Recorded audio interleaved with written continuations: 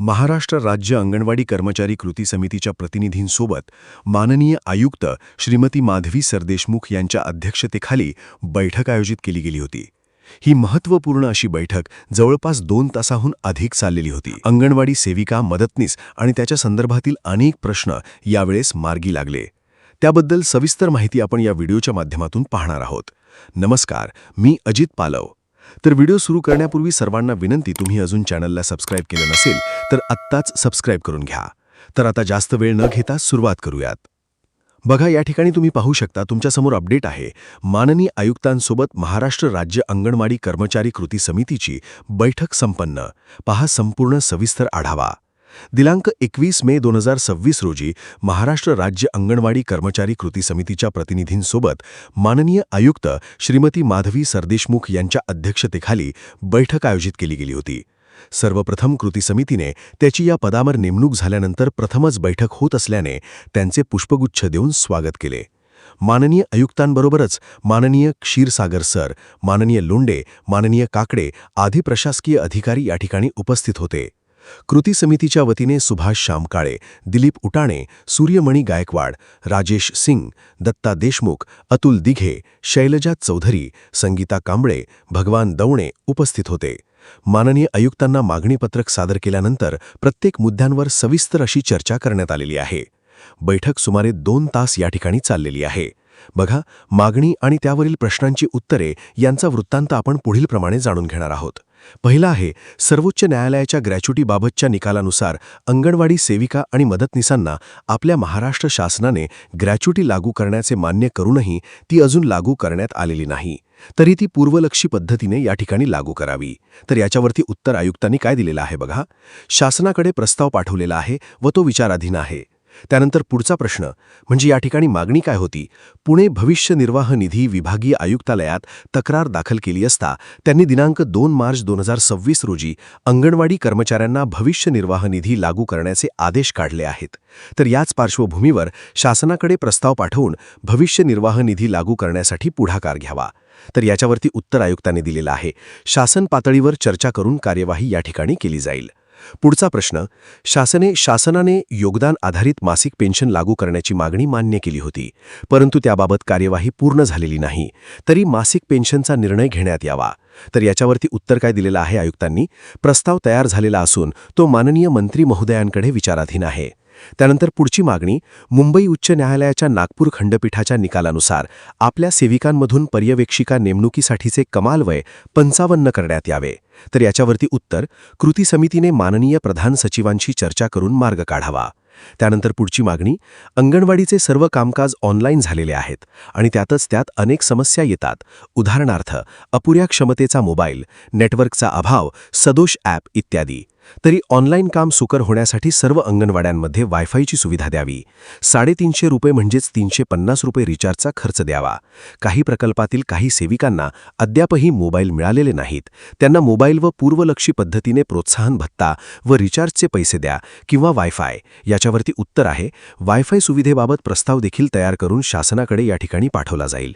Mobile उर्वरित सर्वांना दिले जातील. पुढची मागणी काय आहे बघा.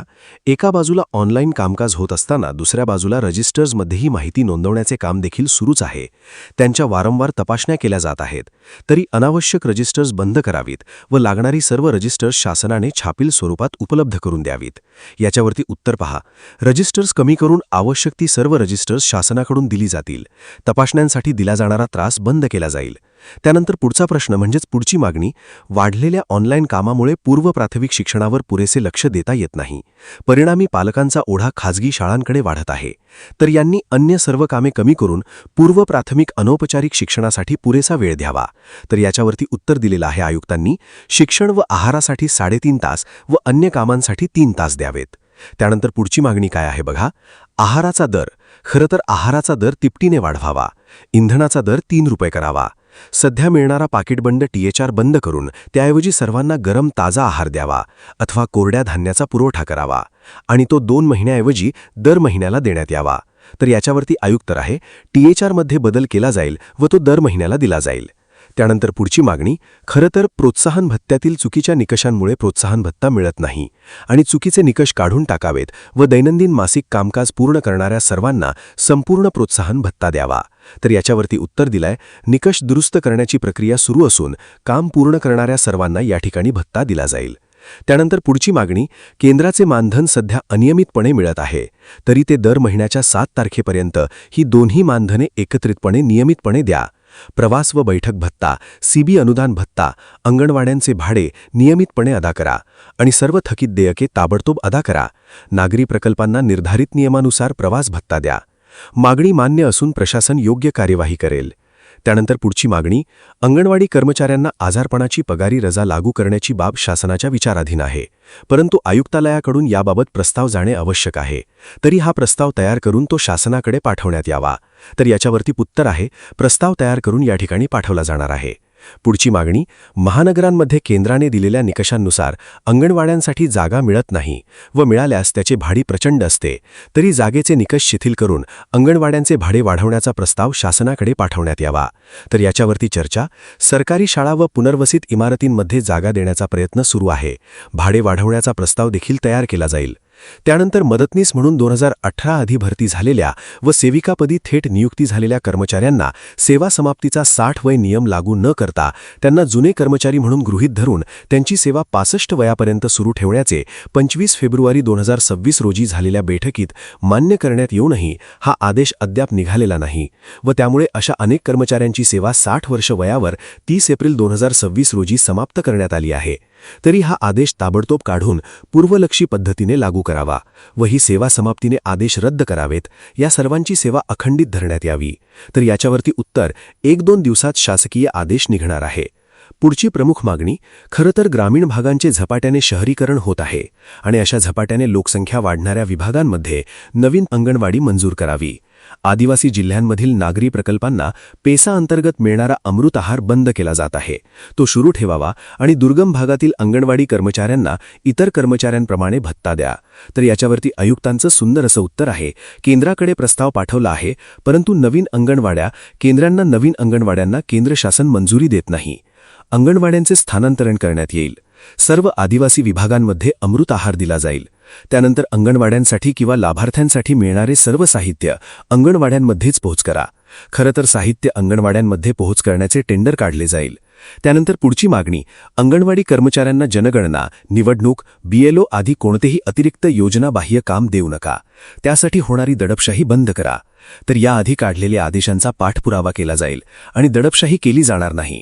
प्रकल्प, जिल्हा व विभाग पातळीवर दर 3 महिन्याला तक्रार निवारण समितीची बैठक घेऊन स्थानिक प्रश्न निकाली काढावेत, तसे देखील आदेश काढले जातील.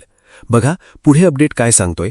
खरं तर बैठक अत्यंत यशस्वी ठरली व अनेक प्रश्न निकाली निघण्यास त्यामुळे मदत होईल अशी देखील आशा कृती समितीने व्यक्त केली आहे.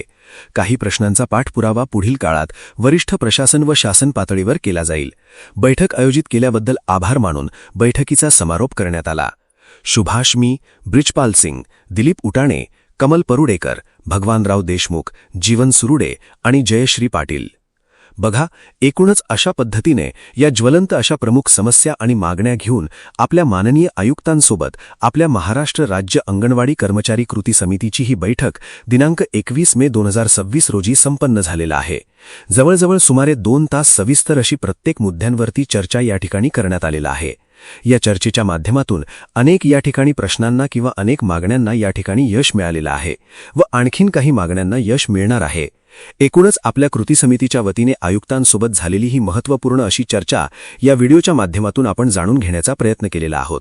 अशाच महत्त्वपूर्ण अपडेटकरिता अजून तुम्ही आपल्या चॅनलला सबस्क्राईब केलं नसेल तर आत्ताच करून घ्या. बेल आयकॉन प्रेस करा. पुन्हा भेटू एका नवीन अपडेटसह, एका नवीन माहितीसह. धन्यवाद.